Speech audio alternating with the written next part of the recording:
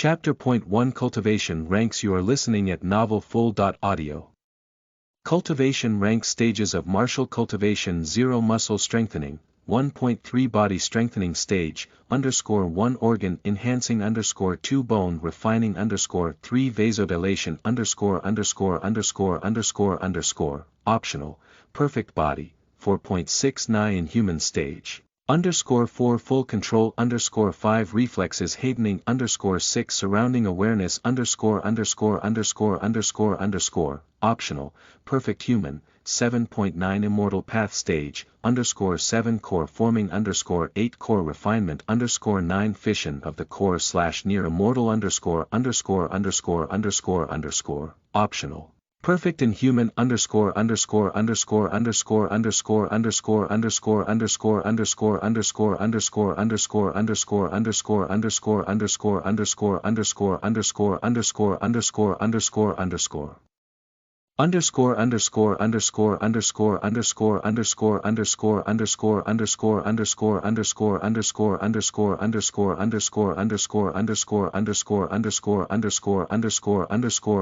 spiritual cultivation. 0 Spirit forming, 1.3 Spiritual connection, _1 Faint, _2 Moderate, _3 Profound, optional, perfect connection, 4.6 Spiritual synchronization, _4 Faint, _5 Moderate, _6 Profound, optional, perfect synchronization, 7.9 Spiritual merging, _4 Faint, _5 Moderate, _6 Profound, optional, perfect merge,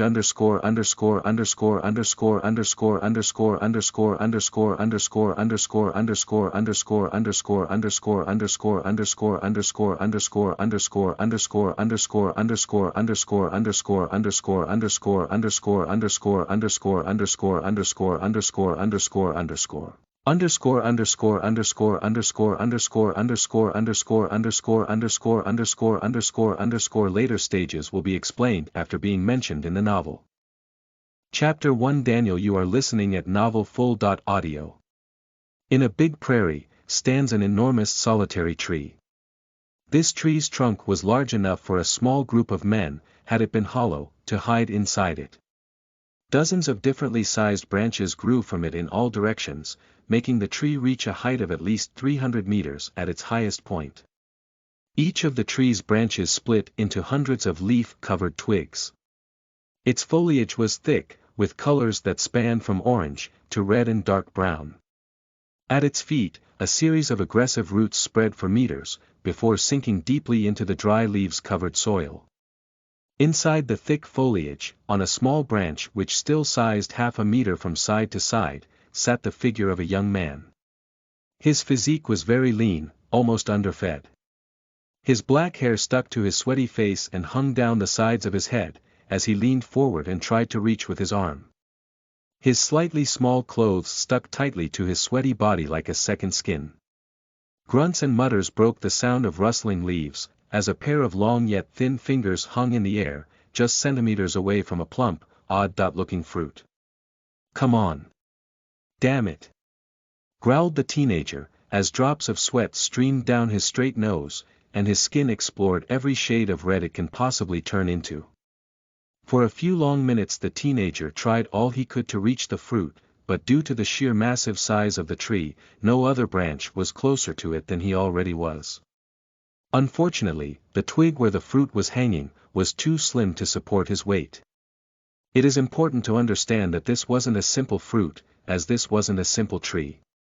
The people of Firi named this tree the Catering Tree, a name given due to the legend that surrounded it. This legend claimed that, when a worthy someone in need of a helping hand would come close to it, the tree would grow a fruit as a gift for that person. This gift was a fruit of the size of a grapefruit. Its skin was smooth and shiny, yet the color was odd. No matter from which side one looked at it, the center would always look red, while the external part was yellow with a strange shine to it. It looked as if someone constantly kept shining a light against the back of the fruit. According to the elderly, this fruit had magic properties, and although even they were unsure of what those effects were due to the lack of people who managed to obtain it for hundreds of years, they still remembered the stories from their ancestors better than the younger generations did. This made the city of Firi special in the past through the whole Carolus kingdom, and the tree renowned. Many young boys and girls used to travel from the whole kingdom to try their luck, and obtain the blessing of the catering tree. Unfortunately, with the passage of time, this tree caused more disappointment than anything else to the people who came to visit it. So, as it was now, the tree's powers were either considered just a legend, or a natural power that had been lost in time. This never stopped people that heard this story from trying to approach this magical tree out of greed, yet none of them succeeded. This was because, in order to gain the approval of the tree and earn one of its gifts, a person's intention had to be judged by the tree. Sadly, nobody remembered this detail anymore. The day this teenager had approached this tree, he didn't do it with the intention of obtaining the tree's gifts. He had of course heard of the myth of the catering tree, so after he had noticed the fruit hanging from one of its twigs, he decided to take it, and use it to extinguish a debt. A debt which his deceased mother had passed down to his when she died, the day he turned 10. This debt forced him to pay 10 silver coins at the end of each month, in order to keep his freedom, and that of his sister. Naturally, due to his age and his incapability of working, he ended up making most of those money by pickpocketing the wealthy women and men that were foolish enough to hire him as a guide or to carry their bags as they moved through the city.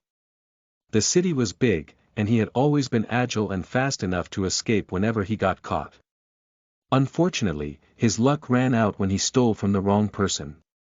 The unspoken rules between pickpockets were only a few.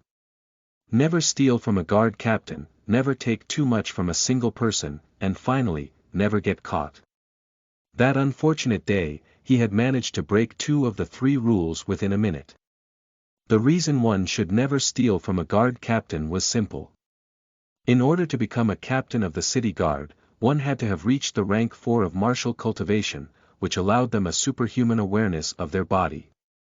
The slightest change in the weight they were carrying was more than enough to alert a rank 4 martial cultivator.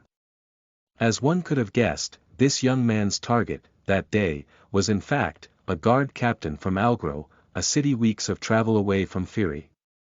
Furthermore, the captain was carrying valuables from a city to another. Luckily enough, most soldiers and guards focused their training in strength and endurance, and this particular one was no exception. So, thanks to his dexterity, he was able to escape. But not before the captain of the guard had managed to take a good look at his face, and reported him to the local guards. For weeks, he was forced to roam the streets with an extra layer of worry whenever he saw the shine of armor nearby, making him unable to gather enough money for the monthly payment. The person he owed the money to was a brutal one. His mother, left without alternatives after the death of her husband, had to ask for a loan from a man her husband was acquainted with, but for reasons she didn't know. The man turned out to be the owner of a shady hotel that dealt in drugs, prostitution and gambling. From almost missing one of her payments, she had learned that, in case she missed any of them, she would have ended up becoming a slave along with her children. This led to her working herself to death, and the debt to be inherited by her son and daughter. The reason the teenager ended up in that prairie wasn't to try his luck and obtain the fruit of this once legendary tree. The real reason was that he had been recognized by a guard's patrol right outside of the city walls, where he had the habit of swindling foreign merchants into hiring him as a tour guide. He ended up being chased into the forest, and kept running for hours while thinking about the punishment for stealing, which would have been being sent to work into the mines as a slave, for the rest of his life. That was also the exact same fate that awaited him in case he wouldn't be able to pay the debt in full. The hotel owner, from the very beginning, had been sure that the 2 orphans would have never been able to pay the debt in full, so he already had the intention of selling him to the mine, and force his sister to work in his hotel as a prostitute or sell her as a slave. The sheer thought of his sister becoming a slave made him sweat in anxiousness. The moment the young man stopped running was only after he got out of the forest, and made sure nobody was following him anymore. He had ended up in an immense expanse of grass, with a giant tree placed right in the middle, towering like a small mountain. At the base of this tree sat an old man. This old man was sitting on the ground, in between two large roots which seemed to have parted just to allow him to sit. He had a thick white beard, like someone that hadn't shaved for years, and his hair were long enough to reach the base of his neck.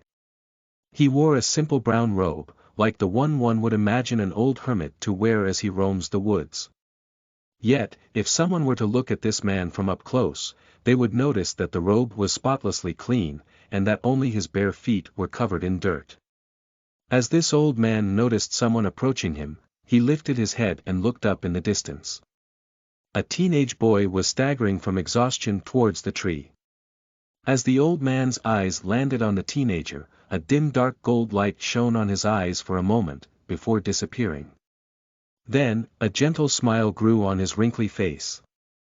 The teenager approached the tree, and immediately noticed the old man sitting near its roots. After taking a moment to sit on the grass cooled by the tree's shade, and catch his breath for a couple of minutes, he got up and approached the old man. "Old man, do you need help getting up?" said the teenager. The old man's gentle smile grew bigger as if he was almost about to laugh from the teenager's words. "No, young man. Do you need help?" said the old man with a deep voice, which resounded in the depths of the young man's mind, leaving him stunned for a moment. "Why, yeah," answered the teenager slightly startled, then, with a hint of embarrassment in his voice, he asked, "I don't know where I am, any idea on how I can get back to Fury?" The look on the young man's face was a hopeful one, as his state of mind wasn't at its peak at the moment. He had been chased by guards for who knows how many kilometers, and ended up losing the direction inside the forest. More importantly, he had to come back to Fury soon, and find a way to collect enough to pay his debt, as the month was about to end, and his time was running out. Exclaimed the old man, "how are you going to help others, if you don't even know where you're standing?" "Ha ha ha." The old man's laugh was sweet, like that of a grandpa, humored by the silly remark of one of his grandchildren. Yet, the powerful voice of the old man had caused the teenager to, once again, feel startled. "Do you know where we are or not?" asked the teenager, slightly annoyed by the old man's laugh. The old man stopped laughing and started to stroke his beard. He seemed to be pondering his answer. "I am not quite sure. I have been here for a long time, you see," he said. The teenager became quite curious about what the old man meant, as he couldn't see any bag around him. He started wondering if the old man was serious, or if he was just messing around with him. Provided that the old man looked like a hermit, and it was known that hermits were very powerful mages, capable of cultivating the spirit by tapping into the mana that could be found in the forest and allowing them to summon food and other necessities. The young man was, after all, just a young pickpocketer. He was barely aware of the cultivation that guards, soldiers and martial artists practiced. Mana, summoning and spiritual cultivation, were not subjects he had come across in his short life. After thinking about the old man's words for a bit, the young man sat in front of him. Once he sat down, he turned his upper body to the side and reached for the small leather bag that hanged at the side of his waist. He then took a piece of bread from it, split it in half, and offered one to the old man. As the old man saw this, his smile grew warmer once more, before disappearing suddenly. He then reached for the bread in the teenager's hand and took it. The young man started eating the remaining piece of bread.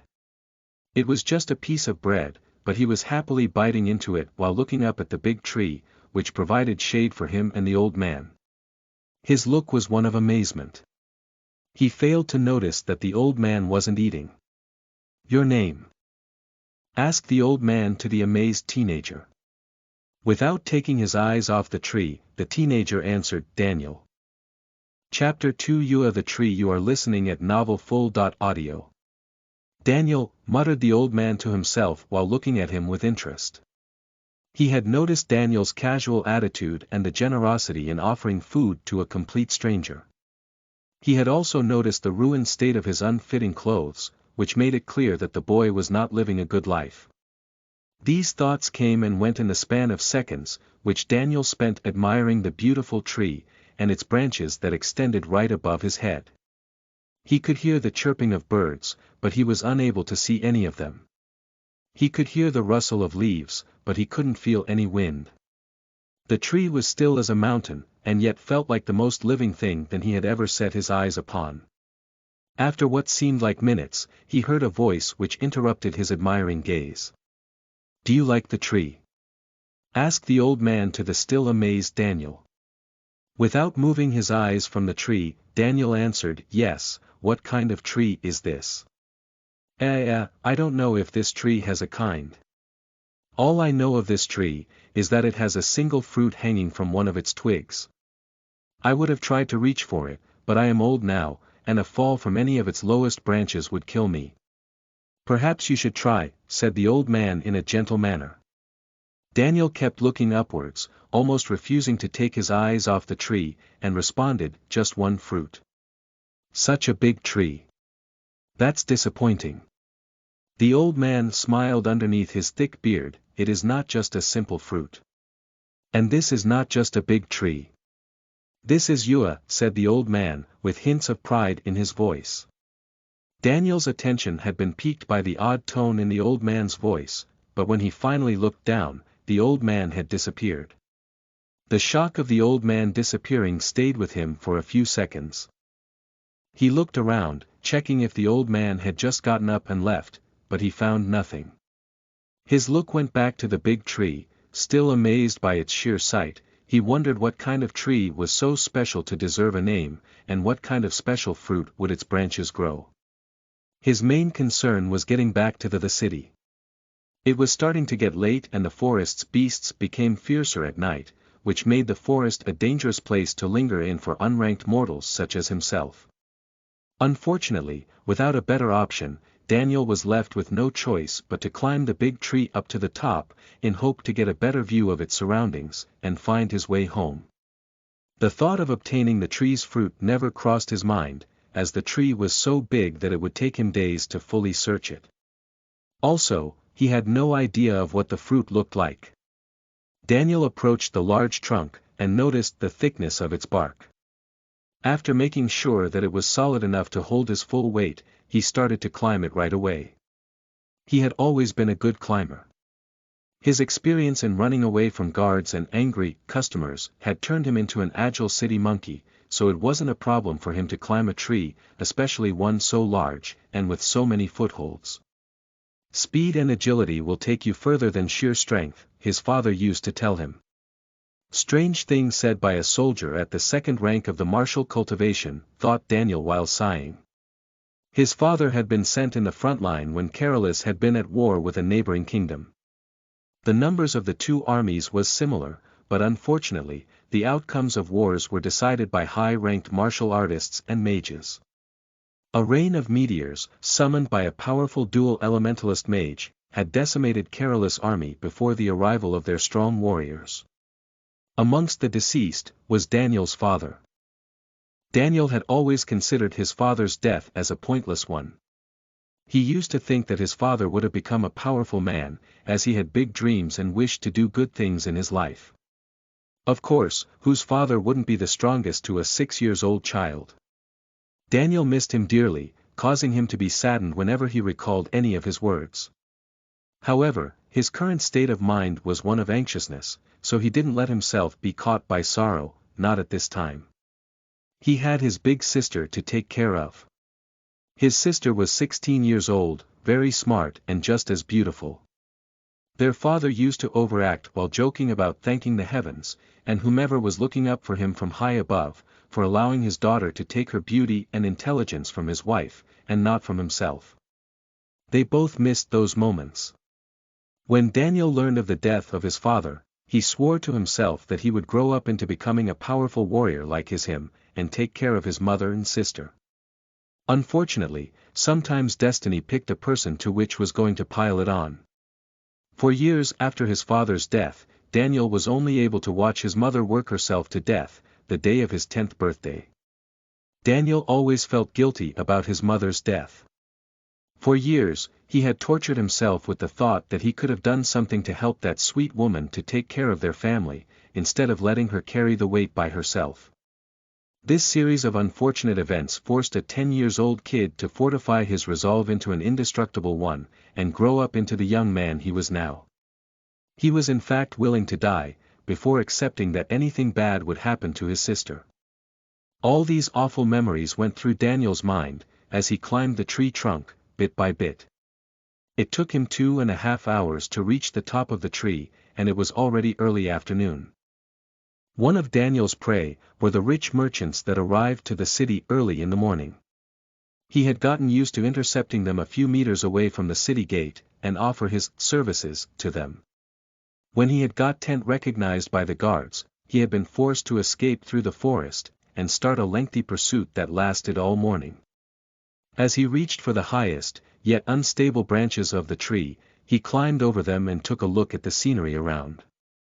It didn't take long for him to see Fury in the distance, as it was just about 5 kilometers from the prairie. Luckily, the forest's trees weren't as tall as Yua, or he would have never been able to see the 100 meters tall walls of the city. One thing Daniel didn't consider, was how long it would take him to get down from the giant tree, as climbing down was much more time-consuming than climbing up. If he didn't come down fast, he would end up having to go through the forest at night. And that was something he really didn't want to do, as the ranked beasts which inhabited the forest, mostly hunted in the night. Daniel started his descent right away. Branch after branch, he managed to get down 50 meters in about an hour, yet almost slipped down twice. He had never been a lucky person to begin with, but sometimes something happened which reminded that to him as heavily as a sound slap to the face. This time, it was the snap of a branch right underneath his feet. His attempt at grabbing anything at all, turned out to be useless as he started falling. Snap snap snap at one branch after the other started snapping under Daniel's weight, slowing his descent. Yet Daniel didn't feel as good about it, as each and every one of those branches had hit his body like a solid kick. As Daniel thought he would fall the whole height of the tree and into his death, a larger branch stopped his fall, offering him a hard surface to land harshly upon. The land was a painful one, yet he survived. Overall, he felt lucky that the branch was there.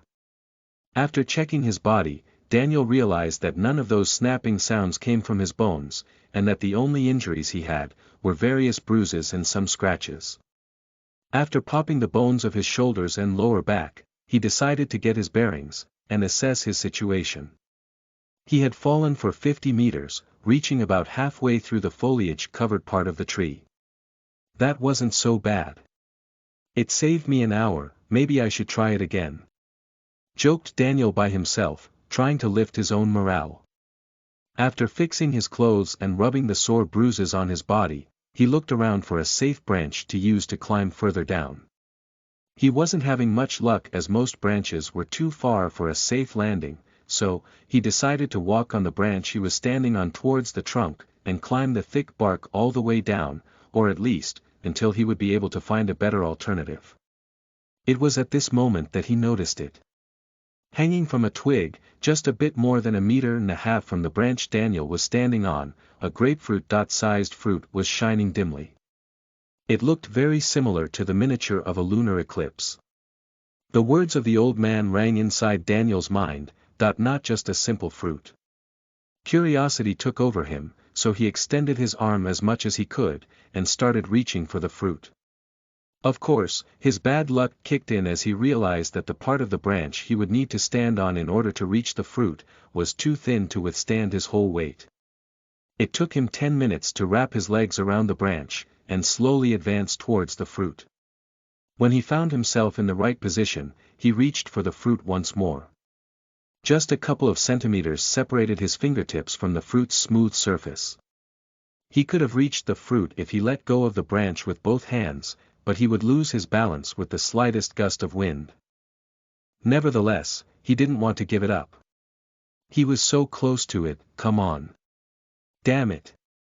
Growled Daniel, as sweat covered his body, causing his clothes to stick tightly on his skin. This went on for a couple more minutes, until under a moment of exasperation, he let go of the branch, and managed to grab the fruit with both hands. Daniel found little time to celebrate his success, as the first thing he heard right after, was the very familiar snapping sound of wood. Snap! His unfortunate descent sped up once again. As he fell from the branch, he started crashing once more against any other branch he found on his path. The closer he got the lower part of the tree, the more branches there were that could slow his descent, but they were also thicker. After crashing heavily against half a dozen thick branches, he felt the pain of his bones snapping one after the other whenever he came in contact with a branch. It didn't take long for him to fall unconscious. As he kept falling, the branches of the tree suddenly started to move. Looking like moving heaps of leaves, they intercepted Daniel's fall.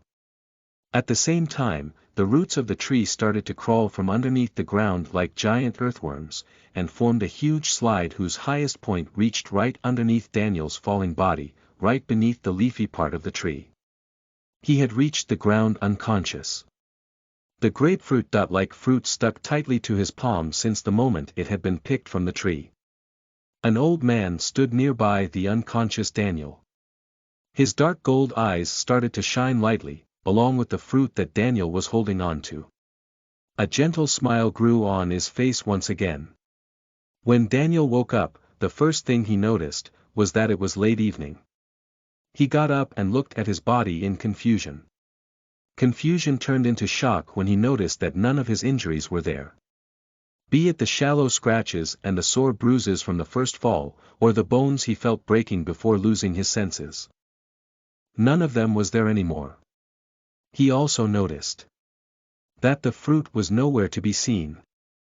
Chapter 3 Ranked Beasts. You are listening at novelfull.audio. In the middle of a prairie, surrounded by a thick forest, stood a massive tree. Underneath this tree, the figure of a young man picked itself up from the ground. This young man's clothes were tattered, dirty, and clearly a size too small for his body. His slightly long black hair had dry leaves and broken twigs stuck in them, and covered his face almost completely. Once the young man got back on his feet, he started touching his own body in search of injuries, but to his surprise, there were none. Relieved yet skeptical about not being injured in the slightest after such a lengthy fall, a new spark of faith towards his otherwise bad luck was ignited within the young man's mind. While still perplexed, he ran his fingers through his hair. As his hair were moved aside, a handsome face was uncovered. He had a diamond-shaped face, bordered with a sharp jawline which merged into a slightly pointy and protruding chin. Underneath a straight and well-defined nose, were a pair of thin lips of a healthy rosy color, which almost completely covered a set of pearly white teeth. His straight and naturally full eyebrows stood above a pair of sharp, upturned eyes evenly spaced apart. In between the young man's eyelids, an ivory-white sclera surrounded a pair of umber-colored pupils, which changed into a lighter shade the closer it got to the black ring that enclosed them. After one look at the young man's eyes, anyone would see the decisiveness this youth had to adopt in order to take care of himself. In fact, his calmness after such a fall would surprise many. One would also notice, to the unbeknownst of the young man, a very thin layer of golden light laying at the bottom of his pupils. "You look worse than when I've left you, Daniel." Said a voice that came from behind him, along with a deep and slow laugh. Daniel turned around and noticed that the voice belonged to the old man who he had lost sight of earlier that day. He was standing a full head taller than Daniel, which was not short by any means for his age. His eyes still giving off a dim shine, and his smile still gentle. What broke Daniel out of the surprise of seeing the old man once again, was the urgency he felt to go back to his sister.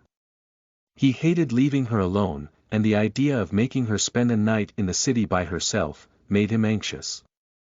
After finishing to brush the leaves and twigs off his hair, he looked towards the old man, but as he was about to start talking, the old man's voice anticipated him. "It is clear that you have somewhere to go, don't worry about me, I'll be fine here alone," said the old man, with a gentle smile always present. He then added, "I've been here for a long time." Daniel had the intention of guiding the old man back into the city, since he wasn't sure if any ranked beast would leave the forest to the prairie and hunt for prey. But after realizing that the old man looked fine despite not having a bag or a weapon, he convinced himself that the old man was probably capable of taking care of himself. As Daniel was about to bid farewell, once more, the old man interrupted him. "The fruit you've picked. Make no mention of it to anyone," said the old man as the warm smile suddenly left his face, for the first time since the two met. "Good and evil exist in this world. More clearly than you can imagine," added the old man slowly, while turning to look at the massive tree that stood still in the scenery. His figure, then, disappeared into thin air. Daniel's surprise was at its peak, yet he managed to say out loud, "Wait. Who are you?" Unfortunately, nobody was around to answer. Yet, a familiar deep voice resounded through the entire prairie, shaking Daniel's soul to its core. "I have already told you that." "H-A-H-A-H-A," answered the voice, before a loud laugh started to reverberate in the air, forcing the grass to bend in awe. As the thundering laugh ended, the last words Daniel heard from the domineering voice left him dumbstruck. "Farewell, Dan of the Heels," said the voice before disappearing completely. It took a few minutes for Daniel to leave that surprised state of mind, and remember why he was so anxious before. Unfortunately, it was too late to avoid going through the forest at night. He was aware that traversing the forest at night would take far longer than it took him to get here. His sense of direction wasn't bad, the only reason he got lost and ended up finding Yua, was because he had been chased for hours. What could prevent him to have a safe and short travel through would be only one thing. Beasts. The city of Fury had been built nearby the legendary tree on purpose. A small group of settlers had discovered the tree during one of their travels, and after one of them had obtaining its gifts, they named it the Catering Tree and decided to settle close to it. When the city was at its earliest stages, many martial artists and mages traveled to Fury in order to obtain the blessing of the tree. That had caused the ranked beasts which inhabited the forest between the city and the tree, to be hunted to a state of near extinction. What was left of them were the lowest ranks. The strongest ranked beasts that had been reported were of the second rank, which any patrol of city guards could kill. The remaining low-level beasts which inhabited the forest, had turned into prey of unranked hunters. Their ranked cores would still be collected by hunters, but their value was small, that cultivators with the slightest amount of wealth was able to afford them, without having to hunt the beasts themselves. Furthermore, those who had reached the rank of those beasts, were unwilling to risk their lives to hunt for the cores in the forest at night. Of course, even though cheap, Daniel would have never been able to afford one. He had to work hard only to reach the required amount of money for his monthly payments, and what was left of it, was used to take care of his sister and himself. One could see how that was barely enough from the tattered state of Daniel's clothes, or by his underfed physique. Daniel entered the forest at sunset. For the first hour he saw nothing more than a few unranked beasts, which at their worst, made a bush rustle nearby him. After 2 hours, he started to hear roars and howls in the distance, but none of the beasts they came from. Almost ready to thank the unusual behavior of his luck, he heard the sound of water, and it was close. When he reached the source of the noise, he noticed a large pond at the base of an enormous boulder. The surface of this pond was covered in broken twigs, floating leaves and water plants, things which made seeing through them very hard. Unsure if he should take the gamble, he waited for a few minutes behind the trees that surrounded the large pond. He was about to approach the bank of the pond himself, when a rabbit-like creature approached it from the other side. This rabbit-like creature was very large, probably enough to not fit in a big cauldron. It had bright red eyes that shined in the dark, and a snow-white fur. 2 long and thin horns grew on its head, right at the base of its fluffy ears. Daniel had heard of this beast from his father. It was called Bloody-Eyed Hare, and it was a rank 1 beast of the lowest level. Considered by many as the weakest of all the ranked beasts due to its vegetarian nature, its combat prowess was lower than many carnivorous unranked beasts. The only way it had to evolve was by consuming spiritual herbs, which were far too rare for an entire species to thrive on. This had put it at the bottom of the food chain. Daniel observed the beast for a couple of minutes, as it sniffed around while approaching the bank of the pond, then it started to drink its water. Daniel's stomach started to grumble. He had only eaten half of the piece of bread which he had taken with him when he left the house in the morning, and that was enough for him, but he hadn't expected that he would not be able to come back for a full day. The idea of getting back home to his sister with a blood-dyed hair hanging from his shoulders was too enticing. He reached for the ground with his arms and grabbed a rock. This beast shouldn't be dangerous. And if I miss, I can always escape, thought Daniel as his mouth started to salivate at the idea of having a feast for dinner, together with his beloved sister. The rock was big enough to do damage if it hit, but not enough for him to be unable to swing it a few times. The hare had a cowardly nature, so he was certain that, even if he failed to bash the rock on the hare's head, the beast wouldn't fight back and just escape. As Daniel left the cover of the trees and approached the hare from behind, he held the rock tightly in his hand. Step after step he got closer, until there were less than 10 meters in between them. But the moment Daniel was about 5 meters away from it, the blood-dyed hare suddenly stood up in place and straightened its long ears. Daniel thought that he had been sensed by it, but since the beast didn't leave, he stood completely still, hoping that it would relax once more and allow him to hit. A minute didn't pass before a giant opened mouth full of long sharp teeth appeared from underneath the water, and shoot tightly on the white ball of fur, biting off half of the hare's body. Terrified by the sudden appearance and the gory show, Daniel stood paralyzed, a few meters away from the 2-meters-long crocodile head that had just popped out of the water. As the crocodile moved out of the water to scarf the remaining half of the hare's body, Daniel was able to see the beast more clearly. The crocodile had 3 sets of yellow-colored grooves that went through his entire length, starting from the back of his head and all the way down its tail. The end of its tail was deformed as compared to a normal crocodile. It had the shape of a spiked mace, which the crocodile clearly used to hit its enemies during a fight. The last detail that Daniel noticed were the 2 oddly long teeth moving up from the sides of the beast's nose, looking like a pair of straight horns. This crocodile was called yellow-striped caiman, and it was a rank 3 beast. Of course, Daniel was unaware of what this beast was. The forest surrounding Firi was said to have no beast above the 2nd rank, and that had been the case since many years before Daniel's or his father's birth.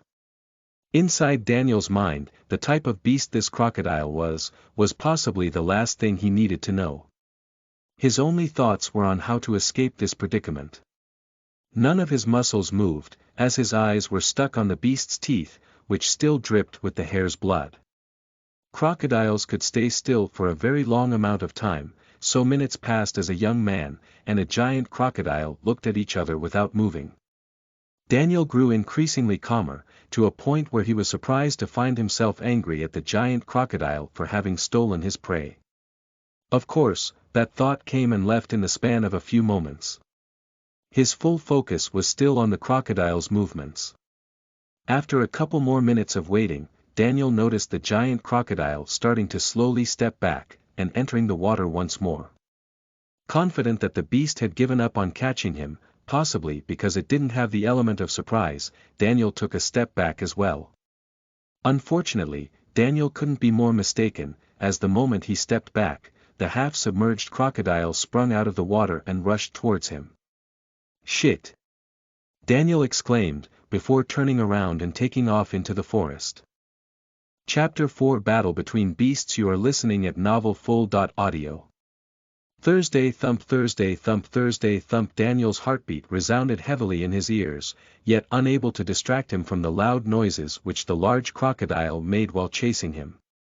One may think that a crocodile would have difficulties in moving through a forest, but the legs of the yellow-striped caiman were long enough to allow it to avoid most obstacles. "Stop chasing me, damn lizard!" cursed Daniel while gasping for air. In this part of the forest, the trees were a good 30 meters tall at the very least, and full with autumn-colored leaves. Their trunks weren't large, but their branches extended widely. The thick foliage formed a large blanket that prevented most of the moonlight from shining through. This had affected Daniel's visibility more than his pursuers, due to the fact that ranked beasts were used to hunt at night. So most of them, to a certain extent, had the ability to see clearly in the dark. Provided that the yellow striped caiman was an aquatic predator, and it moved out of water when pouncing at its prey, it was still a subaqueous beast. The main way the crocodile had to sense a prey was by feeling movements and changes in pressure in the water while it stood submerged in it. That was the reason why, when the bloody-eyed hare drank from the water, it had been alerted. Daniel assumed that the crocodile's only way of hunting was by hiding under the edge of the pond, and wait for an unsuspecting animal to come to drink, like any unranked crocodiles would do. What Daniel didn't know, however, was that most ranked beasts above rank 3, other than being fiercer than any rank 2 beast, they also developed a certain extent of intelligence. The rank 3 yellow striped caiman was a peak hunter amongst rank 3 beasts, and if it had the possibility of absorbing the beast core of another similarly powerful beast, it could evolve into a rank 4 beast. The severe lack of powerful beasts in this forest was the reason why the yellow striped caiman had such a difficult time finding a suitable prey. So it had remained at the peak of the rank 3 for dozens of years, limiting its intelligence to that of an extremely ferocious and violent 5-year-old human. Unfortunately, it was still enough to give Daniel a hard time in shaking it off. What Daniel expected far less than the relentless pursuit of, how he liked to call it in his mind, damned oversized lizard, was that a pair of bright yellow eyes were quietly following both him and the yellow striped caiman from the distance. After half an hour, the crocodile was still hot on Daniel's pursuit. His gasps for air could be heard a dozen meters away. He was starting to feel difficulties in avoiding to stumble on tree roots or small leaves-covered ditches. The crocodile was a mere 10 meters behind him, and it didn't show any signs that it would stop its pursuit anytime soon. 1 long hour passed. Daniel could feel his muscles scream in pain at every step. This was nothing like escaping from the guard patrol, as the view wasn't obstructed by darkness and it was easier for him to avoid obstacles, but in spite of everything, he kept running. The more tired he grew, the more he felt the need to look back in worry. The crocodile didn't make any progress in its pursuit, because whenever it got too close, Daniel would promptly hide behind a tree, and slightly change direction before running off again, so that the crocodile would waste a few precious seconds to circle the tree to continue the chase. Inside his mind, Daniel was cursing at the crocodile in 1,000 different ways. His tiredness and worry started to affect his thoughts, badly enough to make him do mistakes. Daniel made such a mistake in the worst possible moment. The realization of having stumbled over a hidden tree root hit him before touching the ground. He had no words to regret not paying more attention to where he was going. All he could do was recover from the fall, crawl over the roots of the tree, and hide behind its trunk. Unable to run anymore, he tried to shift his body in order to keep himself opposite from the mouth of the crocodile. The trunk wasn't large by any means, just enough for Daniel to keep himself out of the crocodile's reach. He could smell the bloody stench that came from the crocodile's mouth. After making almost a full circle around the tree, Daniel noticed a big set of tree roots just a few meters away from him. The tree's roots were thick and tightly intertwined together, but there were parts where they were far apart enough to allow a small-sized human to crawl in between. Daniel didn't have to find pros and cons, as, by staying out in the open he would eventually die. So after circling the tree once more time, he kicked the trunk had been pressed on with the root of his foot, hand rapidly rushed towards the tree roots. It took him only 2 large steps and a dive to reach for the root's nest, which was little enough to give him a chance to rapidly crawl in between the roots and under the tree. The crocodile was unable to reach him in time, as it had to circle the tree and straighten his body, before rushing at its prey. Nevertheless, after it did, it still rushed at Daniel's hiding place. Daniel flattened himself against the earthy ground, on the opposite side to the entrance of this naturally made nest, while the mouth of the crocodile crashed on the thick roots. Snapping sound could be heard one after the other, as Daniel shivered in place. The sharp bloody teeth of the crocodile hacked at the wood left and right, trying to enlarge the gap between the roots in order to reach the young man hidden inside.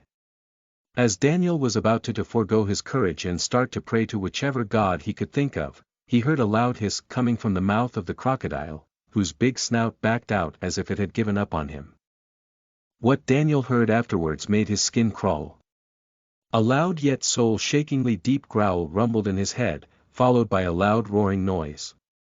He slowly approached the barrier of roots and took a peek at the scenery outside. The crocodile was turning around aimlessly, as if unable to see the position of its enemy, while a dark shadow kept dashing from bush to bush around it. After a few minutes of threatening verses, the shadow rushed towards the big crocodile and jumped on its back. The moment the shadow attacked the crocodile, Daniel managed to have a clear view of the beast. It was a panther-like animal with pitch-black fur, and long thin ears that floated in the air almost magically, as it dashed at impressive speed. Its length from tail to head was at least 5 meters, and it weighed at least 300 kilograms. The pitch-black fur, which fully absorbed the moonlight, was completely devoid of any sort of shine, making it very hard to see clearly. Daniel couldn't recognize the beast, yet many in the past feared it. The beast's name was Shadow Tracker, and it was an evolved form of panther, at the peak of the 3rd rank. Its habit was to slowly follow its prey and attack during a moment of distraction. The panther's interest had been piqued and it noticed the large crocodile on a mad rush through the forest. It wasn't unusual for a strong beast to hunt one of its peers, especially when considering that beasts evolved when consuming other beast cores. For a high-ranked beast to attack another at first sight, in a place where highly ranked beasts were almost impossible to be found, it was to be expected. The moment the big paws of the panther landed on the crocodile's back, it pounced directly at the back of its head. Its teeth sunk in between the crocodile's scales and dug deeply as the panther tried to tighten its jaw. The crocodile wasn't any less fierce than the panther. Without giving the panther enough time to tear at its flesh, the crocodile pushed its frontal and rear left legs heavily against the ground, and rolled its entire body, crushing the panther underneath its massive weight. As the crocodile moved away, in order to assume a position that could allow it to rush and bite at its enemy, the panther claws hooked at the crocodile's belly scales, ripping them off. The crocodile hissed loudly as it stepped away, its spiked tail swinged left and right until it hit the leg of the panther, leaving it with a bloody gash. The two animals fought fiercely, adding injury upon injury on one another. Their strength was comparable, and Daniel couldn't say which beast held the upper hand, since both were covered in cuts, and were visibly tired. Daniel's umber eyes never moved from the fighting beasts, the dark gold light at the bottom of his pupils still present, and slightly brighter than it was before. The fight between the ranked beasts had come to a stalemate. Every damage was given back in full, no matter who attacked first. Both of the beasts' intelligence had reached the limits of the 3rd rank, which paired with their instincts, made them both very dangerous beasts. The crocodile had a bite mark on the back of its neck, injury that it had earned at the beginning of the fight. Its side had various scales missing, and a few that had penetrated its own flesh. One of its legs was broken, its tail had a large chunk of meat missing, ripped by the Shadow Tracker's sharp teeth, and lastly, one of its eyes was gone. The panther's injuries were more difficult to see. 2 patches of shiny black fur were drenched in blood, and stuck tightly against the hidden twin injury that it had suffered to both sides of its chest, when it had been viciously bitten by the crocodile. Its leg also had a visible gush from which bright raw flesh could be seen. The crocodile often retorted to the panther's attempts to bite its neck with rolling on place and crushing it underneath its weight, while the panther used the fact that it took time for the crocodile to turn into a suitable position to dash and bite, and hooked the crocodile's scales with its claws, ripping them off and tearing at its flesh. Aside from the various wounds, the two animals had one major debilitating injury each.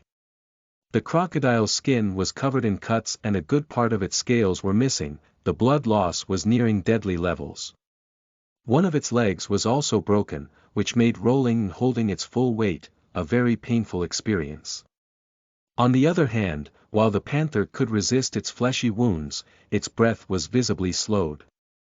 In fact, if one had been able to clearly see the panther's condition, they would have noticed that it had a broken rib, which had punctured one of its lungs.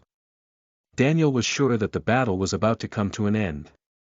As he looked at the two injured yet more dangerous than ever beasts, he thought about how humans could grow powerful enough to fight on par with them.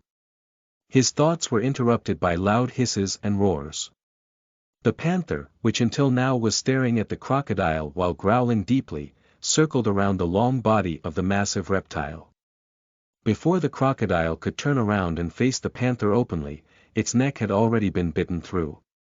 The crocodile reacted rapidly by pushing its weight with its fore and broken hind leg. His body rolled on itself, forcing the panther to back away rapidly or be crushed again, but unexpectedly, that wasn't the crocodile's main attack. When the crocodile completed its full roll and found itself back on its four legs, without wasting a moment, it whipped its mace-like tail at the backing panther, hitting it squarely in the thorax. The panther flew for a few meters, when its path was interrupted by a large tree trunk which broke its spine in half, killing it on the spot. The shadow tracker had died. Chapter 5 Mishap turned into blessing. You are listening at novelfull.audio. The sudden death of the shadow tracker had left Daniel worried to say the least. He expected that the crocodile would turn its attention back on him at any moment, so in his mind, dozens of ideas on how to escape were made and discarded. What he did not expect was for the yellow striped caiman to collapse on the ground. Fresh blood oozed from its injuries, which were way more severe than Daniel had thought. For a few long minutes, the crocodile stood still. Its large belly pressed on the ground, and its leathery eyelids blinked slower the more time passed. When Daniel noticed how the swelling of the big crocodile's chest turned slower and gentler, he understood that it didn't have much to live. It took him a few seconds to gather the courage to crawl out of the nest of sticks and roots that protected him. His eyes directed at the crocodile with hostility and a still lingering fear. He had risked his life more than once because of this beast. It would have killed him more than once, had he made a single mistake. The longer Daniel stood in front of the dying crocodile, the less fearful he felt. He thought about how his sister would have been worried sick about him missing, about how she would be unable to pay the next installment of their debt. How she would have ended in the hands of that disgusting man, which would have used her, and then forced her into prostitution. Or worse. His anger grew by the minute. He didn't know much about beasts, but even though he was fairly sure the beast did not have long to live, he was unwilling to bet on it. As this thought crossed his mind, he grabbed a large rock with both hands, approached the giant crocodile, and bashed it over its skull. Thump! The rock hit the head of the crocodile hard enough for its flesh to flatten, and its scales to cave in. Daniel's anger grew bigger after the first hit. He didn't know why such a powerful beast would follow him for hours. He wanted it dead. Thump! Thump! Thump! The crocodile's skull started to chip and splinter under the bloody mess that was once a layer of durable scales. Thump! Thump! Thump! Thump! Crrr! Squelch! Squash! Squash! Squash! Blood and brain matter flew everywhere, as Daniel brought the large stone down against the crocodile's large skull. Over and over again. Before he could notice, he was covered in thick blood. Pieces of brain and flesh were spattered over his arms, chest and face. The stone was so deeply sunken into the yellow striped caiman's head, that in order to get it out, he would need to tuck his hands inside the small pool of blood and gore inside its skull and pull. Daniel sat on the ground. His lungs swelling and deflating at an astonishing rate, as he looked at his blood-covered hands. The first thing he tried to do, was to clean them by brushing them over his clothes, but since his clothes were also drenched in blood and brain matter, that was of little use. After calming his mind, Daniel got up and looked at his surroundings. When his eyes met with the shadow tracker's body, his face turned into one of relief. He was afraid of that beast, but it happened that this panther had saved his life, so he didn't feel any hate towards it. Daniel was standing, trying to calculate the direction, when something caught his attention. No further than 2 meters from the giant crocodile's head, an egg-sized pearl was resting on the ground. The pearl was covered in blood, with small pieces of brain matter stuck on its surface, and splattered all around it. Daniel would have never noticed it if not for the dim glow it emitted, which was made dimmer by the gory coating. Daniel didn't know much about ranked beasts, since he had lived all its life inside the city walls, and went out only to scam rich merchants into hiring him as a tour guide. He was unfamiliar with high-ranking bioscores. Of course, that didn't mean that he had never seen one of a lower level. The various marketplaces weren't only places for common citizens to buy pottery, clothes or other items of common use. In fact, most of them had a vast choice of weaponry, armory, elixirs and even beast cores. When he was a kid his father had taught him that cultivators were able to use beast cores to strengthen their own bodies. A practitioner of the martial cultivation would absorb the core essence and turn it into ki. The ki would then be used to refine the various parts of the cultivator's physical body, as opposed to cultivators of the spiritual cultivation, who turned the core essence into mana. Differently from ki, mana could be used to strengthen the cultivator's connection of his spirit with the spiritual plane, which would allow them the use of elements, illusions and various other kinds of magic. Becoming a practitioner of both types of cultivation was impossible, as ki reinforced the practitioner's body to a point where it would become a cage for the spirit. Trying to connect the spirit to the spiritual plane at that point, would be like trying to push the end of a thread through a steel wall. Daniel had only heard from his father about martial cultivation, as he himself was a practitioner, as member of the Carolus' army. He wasn't aware, though, about the reason why practitioners of the spiritual cultivation couldn't strengthen the body afterwards. What a practitioner of the spirit would tell him, is that the spirit isn't bound to any part of the body. A person's spirit would extend to the entire body. Laws of space didn't matter for the spirit, which had no need to reach a determined place to connect to the spiritual plane. The spiritual plane was wherever the spirit was, so the entire connection between the two was the practitioner's body. If the body was too resistant, the spiritual plane would be cut off from the spirit, making it impossible to connect the two. The critical point was the peak of the third rank. At the peak of the third rank, the body was not durable enough to cage the spirit, so most practitioners had to choose which path of cultivation to follow, before advancing to the fourth rank. One example of this were the captains of the guards, which having cultivated to the fourth rank of martial cultivation, were unable to use magic. Daniel didn't know the first thing about absorbing beast cores. Losing his parents at a young age and the responsibility of keeping himself and his sister free, had forced him to grow up earlier, and work for the past 4 years, so he had never had a chance to go to school. Nonetheless, he was fiercely intelligent. With the first few copper coins that he managed to save, he bought books and clothes for his sister. She was 2 years older than him, and he made sure that she could go to school. Before their mothers died, he had promised her that he would have worked hard, taken care of his sister, and done all he could to prevent his sister from losing all prospects of building a good life for herself. His expression while making that promise, was so determined that his mother believed in it, without the shred of a doubt. The egg-sized orb that rested on the ground, for Daniel, meant more opportunities for himself and his sister. One should know that a ranked beast core's price would increase exponentially depending on the rank. A rank 1 core could be sold for 10 silver coins, which was what he would require to pay every month to his creditor. A rank 2 core would be sold for 1 gold coins, which was equivalent to 100 silver coins, and finally, a rank 3 beast core would be sold for 15 gold coins, which was double of what he owed to the hotel owner. Daniel had seen rank 2 beast cores, so, after noticing the difference in sizes, he could guess that it was a rank 3 core. Ha ha ha ha ha. A loud laugh bursted out from his lungs. If one were to see Daniel now, he would believe him to have gone crazy. His face was one of joy, and the loud laugh resounded for hundreds of meters. Yet 2 big teardrops were streaming down his bloody face, and he laughed with a heavy heart. He had always been so worried about not being able to keep himself and his sister free. For 4 long years. And yet, now he had enough for both of them to live a comfortable life. It took Daniel a few minutes to calm down. He had felt the warmth of his tears all the way down his chin. His first instinct was to brush his face with his hands, but that only made him cover his cheeks back in red, as his hands were still covered in blood.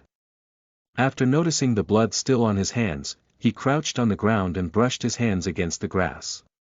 He was far from the pond, so he was unable to wash his clothes, not to say that he wouldn't do that even if he could. He didn't know if there was another crocodile waiting underwater, and he wasn't willing to end up like the rabbit. After fixing his hair and brushing the pieces of brain and flesh off his clothes, he got up and started to walk towards the beast core. He never felt as exhausted as he was right now, and couldn't wait to get back to his sister and show the core to her. Dozens of thoughts were forming in his head. Thoughts like having a giant feast with his sister, buying her all the clothes she wanted, or even learn how to cultivate. Maybe it isn't too late for me to go to school, thought Daniel happily as his hand reached for the core. I could use Sis's old book and thump. The exact moment in which Daniel's hand touched the beast core, the dark gold light in his pupils shone, and he fell unconscious. A comical scene with no witness was taking place in the middle of the forest. A young man laid with his face pressed on the ground and his arms stretched to his sides. His knees dug lightly against the ground, while his hips were lifted. If someone were to see Daniel now, they would believe he was trying to imitate a caterpillar. Hadn't been there a bloody battle just a few minutes ago, even the trees would start laughing at the funny scene. In his palm lay the egg-sized beast core. Time passed slowly. 2 hours had gone by already, while Daniel kept laying on the ground until NNGH.GHH, a soft groan could be heard. Daniel's arms moved back near his chest, his palm flattened against the ground before pushing his upper body up. His face had pebbles stuck on the skin, and a blade of grass had entered his mouth when he had fallen into unconsciousness. The first thing Daniel did was look around. His state of mind turned from being annoyed to total anxiousness. He couldn't find the beast core. He searched and searched for nearly an hour, but the dimly brightness of the beast core was nowhere to be seen. In a surge of exasperation, he lifted his arms and brought them down against the ground like hammers. Boom! A could of dirt and dust was lifted all around Daniel. His fists, which came down like meteors, and left 2 small craters on the ground. It took Daniel no time to remember how, the last thing he did before passing out, was to touch the spirit core. He started to think about how it was possible for the beast core to disappear, and for his strength to increase that much. He then made a wild guess. Did I absorb the core? Chapter 6, The City of Fury. You are listening at novelfull.audio. Did I absorb the core? After this crazy thought went through Daniel's mind, the first thing he did was to check his body. His skin was no different than it was before. His thin arms and legs were still pale and frail looking, but after touching them, he realized that his skin was as tough as leather. A series of mixed feelings grew within Daniel. He remembered this feeling from when his father used to pick him up, or when they arm-wrestled. While he was still feeling the changes of his body, it didn't take long for Daniel to fall into depression. He had found a way out of his debt, only to see it disappear the next moment. After getting his bearings, and finding the direction towards the city, his eyes fell upon the shadow tracker. A sudden realization thundered in his mind. The other core! Shouted Daniel excitedly, before dashing towards the panther's corpse. What Daniel was unaware of, unfortunately, was his newly acquired strength. The dash made him lose control of his body, which crashed on the ground. Of course. Stupid, cursed Daniel at himself, as he remembered his father's words. In his mind, the memory of his father answering his many questions played out clearly once again. Us cultivators of the martial way, can only control our bodies after we reach the 4th rank. If we stay at the 3rd rank, we will have a strong body, but we will also be unable to fully use our strength. His father's words were correct. A spiritual cultivator would avoid developing his body to the 3rd rank, as they would be stuck with a physical strength which they wouldn't be able to fully control. On the other hand, martial cultivators avoided nurturing their soul to the third rank, because once reached the fourth rank of the martial path, the soul would still be caged by their powerful bodies, therefore becoming useless to them, and making its development a waste of time and resources. My muscles have become stronger, but didn't increase in mass. Daniel thought while inspecting his body once more. My bones were hard enough to resist the impact, when I hit the ground, and my skin is as through as leather. I should be at the rank 2 of the martial cultivation, like Dad was. But how? After minutes of pondering about everything that happened to him recently, unable to find an answer that could satisfy him, he momentarily decided to give up on finding one. Daniel didn't know the first thing about absorbing beast cores, so for all he knew, touching the core bare-handed might have been the right way to absorb it. Daniel rapidly approached the body of the panther. He remembered the mess of brains and blood that covered the previous beast core, so he guessed that ranked beasts would have their beast cores hidden inside their heads. His guess was sort of right, as both of these beasts had their cores in their heads, but various kinds of beasts develop their cores in different parts of their bodies. After picking up a stone and bashing it heavily against the head of the shadow tracker, he noticed the now familiar dim shine of the beast core. He had no intention of absorbing this core as well, so he grabbed a few sticks, and poked around the beast's brains until the core fell out of its skull. Once the core stopped rolling on the ground, Daniel ripped off one of his sleeves from the shoulder. He then made the core slip inside the sleeve about halfway through, twisted the ends of the sleeve, making it look like an oversized candy, and finally, he tied it around his waist, like a belt. Daniel also thought of opening the stomach of the yellow-striped caiman, but he gave up on that thought, as the core of the bloody dead-eyed hare should have been digested fully by now. After making sure about the direction, Daniel took off in the direction of the city walls. Third gate, eastern wall. 1.15 in a tower made of orderly laid stones, 4 heavily armored guards were playing cards. One of them was considerably happier than the others, as most of the copper coins in the table were on his side. At the corner of the room sat another guard. This last guard's armor was similar to the former 4, the difference was that while the other 4 guards had hounds carved on their chest plate, this guard had an eagle.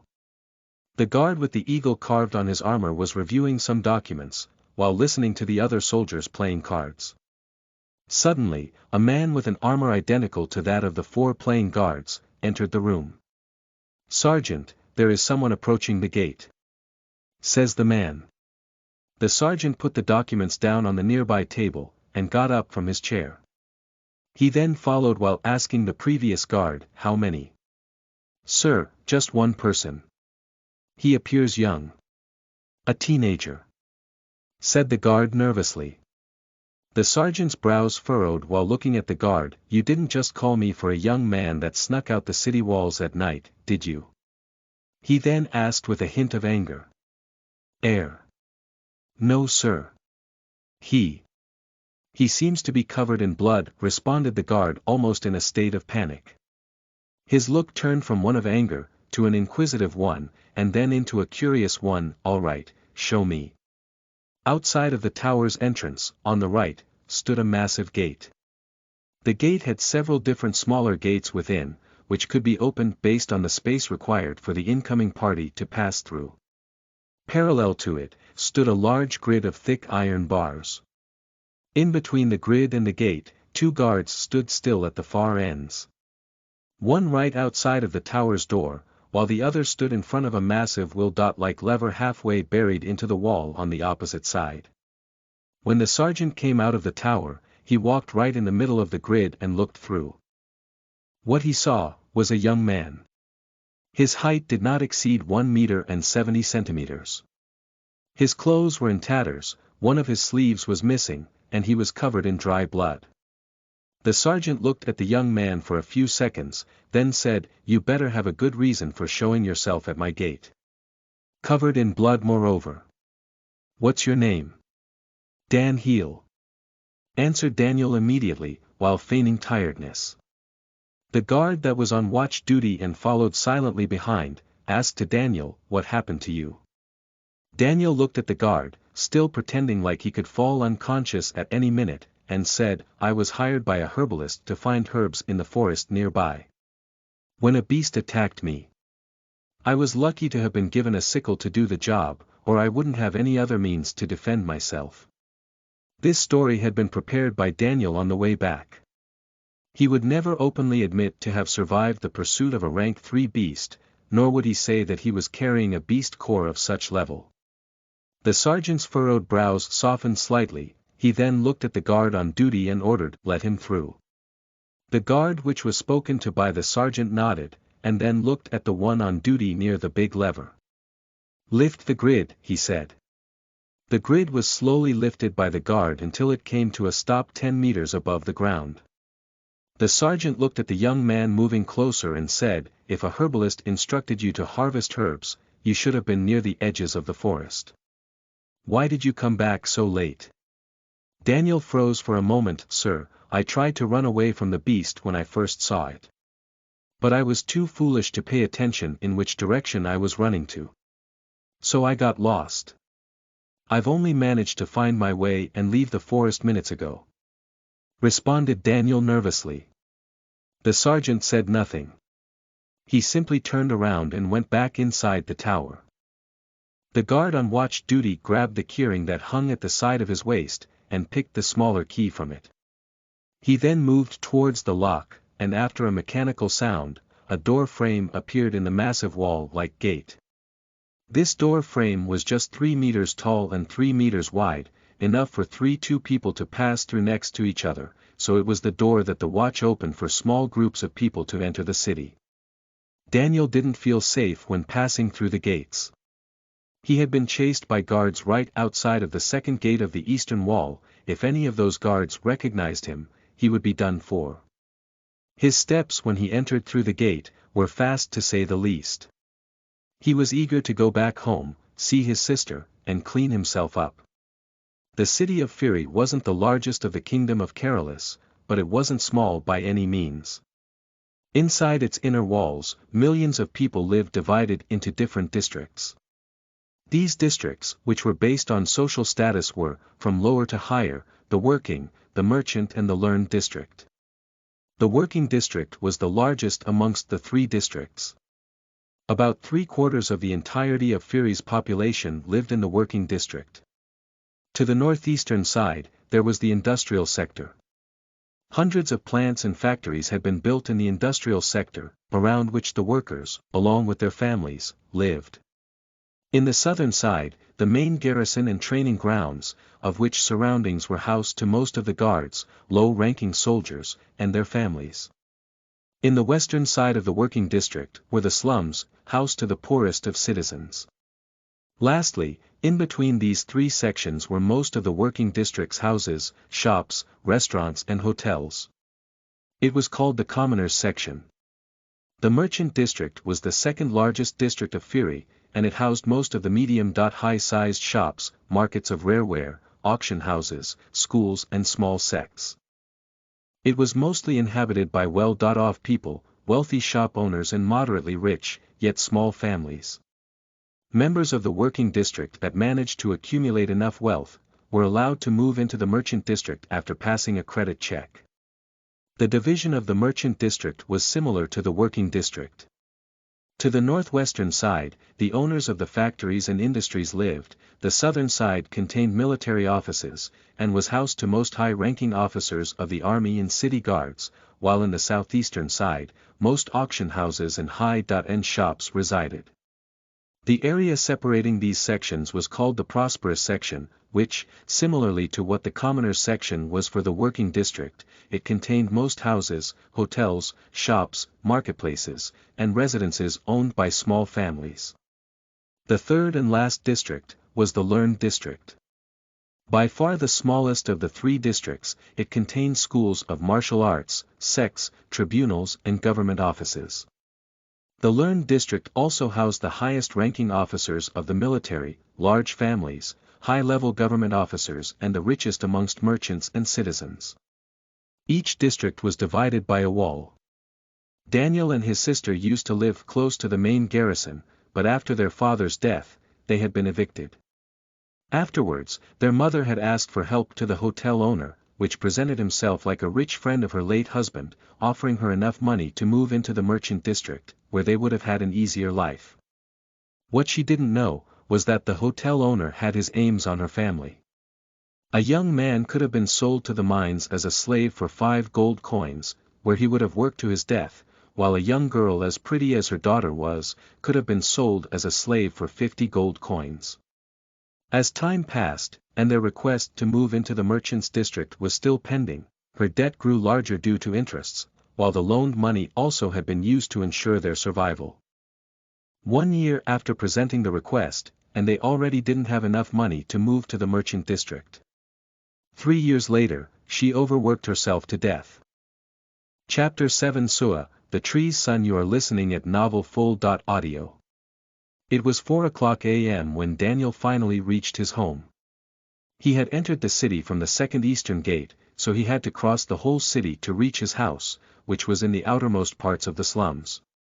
He was standing in front of a white-colored building. The surface of the wall had numerous cracks, and the remnant of white paint crumbled on the ground at the slightest touch. The door was made out of wood and of the color that, ages ago, must have been red. Daniel felt the familiar feeling when he grabbed the door knob. It was loose. After entering his house, Daniel slowly stepped on the hard stone floor, and walked towards the bedroom. Step after step he approached the bedroom door, opened it slowly.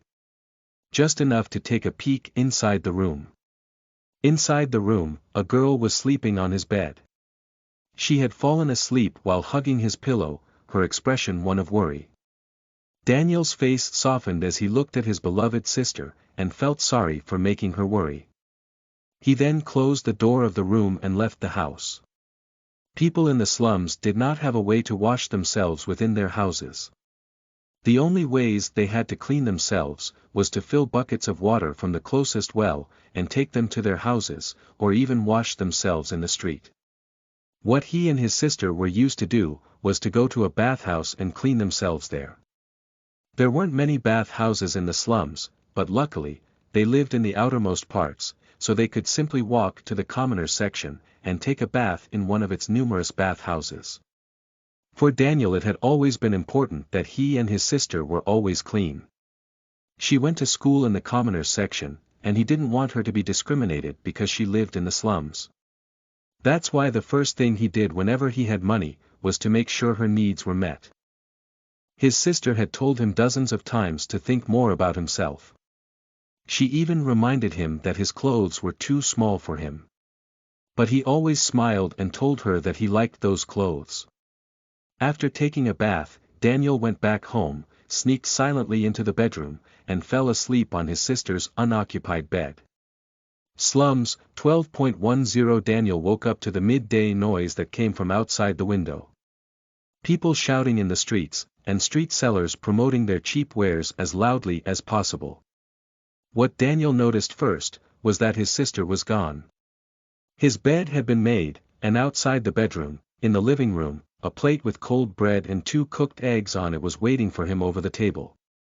He knew that his sister wouldn't come back until late that evening, so he rapidly ate his cold breakfast, and left the house. Daniel had a clear idea of how he would spend his day. 10 days remained before the end of the month, and he had no means to pay. What he wanted to do instead, was to sneak into the merchant's district and sell his remaining beast core to an auction house. Rank 3 beast cores were rare, but not difficult to find. Only the part of forest that was closer to the city had been cleared of most rank 3 beasts, therefore, if one were to venture further, they would be able to see powerful beasts. Unfortunately, most of the powers that were able to hunt for beasts of the 3rd rank, or higher, usually kept them for their use. Those in need of money wouldn't be able to reach rank 3, as reaching the 3rd rank was something for well-off people. This was the reason why, not only the closer one got to the center of the city, the wealthier people were. But they were also more powerful. One had to know that the learned district had strict rules. Setting up shop was strictly prohibited,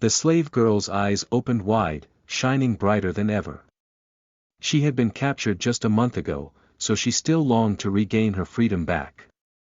Being abused and raped by the fat merchant had been a taste of the life that awaited her, if she would have ended up being sold. At least the merchant saw her as a good of some value, so he didn't treat her too roughly. She didn't want to think what would happen to her if she ended in the hands of someone that considered her no more than a disposable piece of meat. Daniel's promise had lit a spark of hope into the slave girl, which, with tears welling up in her eyes, nodded her head rapidly, and allowed him to jump into the carriage. She then covered him with the large sheet used to cover the goods during the journey. The merchant came out just a few minutes later with a bright smile on his face. His eyes landed on the covered goods, then on the slave girl. "You are finally making yourself useful," he exclaimed, then entered the carriage, and ordered the driver to go toward the market district's wall. After an hour, they had reached the massive gates that separated the commoners' section from the prosperous section, in the southeastern side of the city. Once crossed the gate, Daniel waited for 5 full minutes before slipping out of the carriage, and running into an alley. Daniel couldn't walk in the open with his tattered clothes, so he was forced to traverse the city by sneaking into its various dark alleys. He kept going until he found a marketplace. Nearby this marketplace, a man was unloading capes from the back of a carriage. Daniel was preparing himself to dash toward the carriage, grab a cape, and run away, when suddenly, "I hope you are not thinking of stealing one of those capes. Stealing gives you bad karma," he heard the voice of Sua say in his mind. "What? I'm a pickpocketer, how do I even have positive karma if my whole job is stealing money from people?" barked Daniel at Sua. That was a good point. How did he maintain a positive karma if all he did every day was find people to steal from? That's because the people you stole from mostly had bad karma. Stealing from a person with bad karma won't make you lose any of your points, answered Sua patiently, before adding, "Look at that man, his number is green." "Fine. Do you have any suggestion then?" said Daniel dispiritedly. Sua hummed slightly and then responded, "He doesn't look like a bad person, you might ask him to buy his cheapest coat, and hope that he won't report you." Daniel looked at the number above the man's head. It was a light green 632. After thinking for a bit, he realized that he had no alternatives. Instead of wandering the entire merchant district in hope to find a distracted and deserving person to steal from, he might as well give it a shot.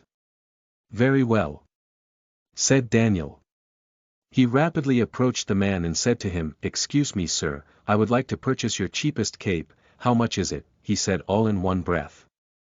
What in the world happened to you? How did you end up like this?" asked the man, slightly shocked by Daniel's appearance. Daniel had a very embarrassed expression on his face. He wouldn't dare to tell him that he just came from the slums, and that his attire had never been a worry to him compared to food. The man noticed Daniel's expression and smiled slightly. He then started to rummage into the back of his carriage and picked some pants, a shirt, a pair of shoes, and a large coat. Then he threw them at him. "Sir, I can't afford all of them." Before he could finish, the man interrupted him saying, "Don't worry about it kiddo, I'm not doing so badly here, just take the clothes." Daniel's heart tightened as he tried to record every detail of the face of the man. He then thanked the man deeply, and disappeared into an alley. Before leaving, he noticed that the number floating above the man's head had increased from 632 to 652. While changing his clothes, Daniel understood that what his karmic system could be useful for the most was to see through the nature of people. If one could see through the intention of the people around them, they could avoid trouble, or know who is deserving of being helped. The man had a stall at the marketplace. He sold clothes for servants and slaves, which house owners would buy in blocks. So for him, separating from a set of clothes wasn't a big deal. Plus, he had always felt bad about earning his livelihood by selling clothes for slaves. Daniel had been given a set of servants' clothes, which included a shirt and a pair of pants made of jute linen, a pair of leather boots, and a dark cape which was large enough to cover their entire body. The clothes fitted Daniel perfectly, which showed how good of an eye the man had for guessing sizes. After changing his clothes, Daniel started walking towards the Section FO, the merchant district which housed most high-end shops and auction houses. As 10 more minutes passed, Daniel started to feel worried. He knew that the time he had to save the slave girl had been 2 hours and 36 minutes. Unfortunately, it took 2 hours and 15 minutes for him to reach this place since the moment the countdown started. Only 21 minutes were left now, and the auction had probably already started. After asking around for a few minutes, he managed to find the Dragon's Breath auction house. The building that appeared in front of Daniel's eyes was huge. It was round-shaped, and at least 200 meters wide. Despite its size, the building was fairly short, standing at not more than 20 meters of height. It could be seen from the 2 rows of balconies which were carved inside the walls, that it had no more than 3 stories. Nevertheless, each floor was separated from the previous fairly distantly. All around the building, huge white columns had been erected. Each column had been elegantly carved with scenes of dragons and men, and they reached from the ground, all the way up to the large ceiling they were holding. In between the columns, large red banners were hung to a golden rope, and draped down to halfway the entire building's height. Clearly depicted in black on each banner, the outline of a dragon's head with smoke coming out of its nostrils. A large golden door with dragons' heads carved on it, stood impressively at the top of a short set of stairs, and on each side of it, 2 guards in plate armor were standing silently. Both of them were heavily armed, with a sword hanging from their leather belts, and spears on their hands. Above the door, a large wooden sign had "Dragon's Breath Auction House" carved in gold. Daniel approached the door, and as he was about to push it open. "Halt! The auction has started already." "Entry is denied," he heard one of the guards say vigorously. "I have been sent here by my master, to add a last-minute object to the auction. Let me through." Daniel had prepared this lie on his way to the auction house. Nobody would believe that a 14-something years old at the 2nd rank would be able to slay a peak rank 3 beast, so he decided to pretend to have been sent by a more powerful practitioner.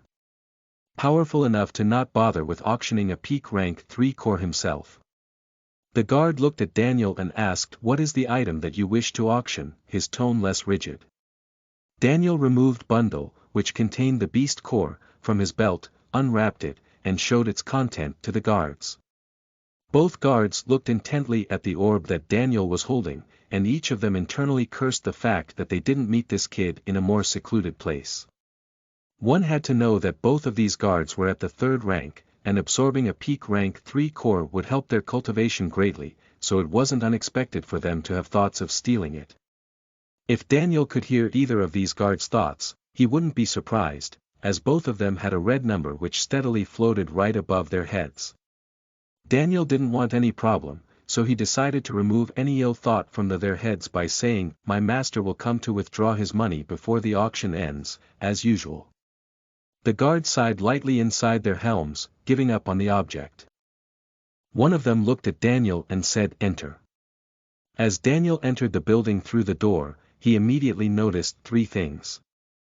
A large set of stairs on his left, a second set of doors in front of him from which loud noises could be heard, and a counter behind which a young woman was standing patiently. Daniel approached the counter and said, "I would like to add this beast core to the auction as a last-minute item." The young woman had been surprised by the sudden appearance of the young man, and before she could respond, Daniel added, "I'll also need credit for a purchase." "Not much, just 5 gold and 60 silver. Chapter 9 A New Case. You are listening at novelfull.audio. After the young woman behind the desk saw the item that Daniel intended to put up for auction, she said, "Wait here for a moment, please." She then left from a door on the other side of the counter. About 2 minutes later, she came out along with a slightly older woman. This second woman was in her early 30s, had attractive figures, and stood slightly taller than Daniel. She was dressed in a tightly fitting red robe, with a brooch the shape of a dragon's head pinned right where her heart was.